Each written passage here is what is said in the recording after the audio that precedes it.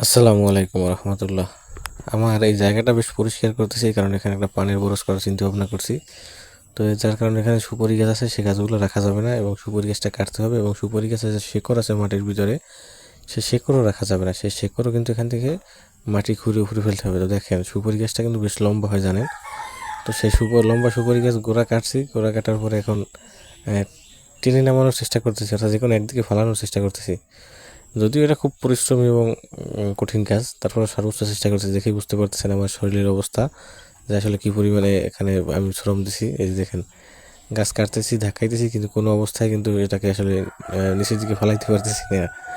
যে অনেক কষ্টের এবং কঠিন কাজ। এখানে যতগুলো সুপারি গাছ দেখতেছে সবগুলোই কাটা লাগবে আমার, এবং সবগুলো একটার পর একটা সবগুলোই কেটে ফেলবো আমি ইনশাল্লাহ। এই দেখেন, এই যে গাছটা কিন্তু করতেছে আল্লাহর রহমতে। এই যে দেখেন, দেখছেন গাছের গোড়া বা গাছের ওয়েটটা কেমন হইতে পারে এটা আন্দাজ করে আসলে। খুবই কঠোর এবং পরিশ্রমের কাজ আমার এটা।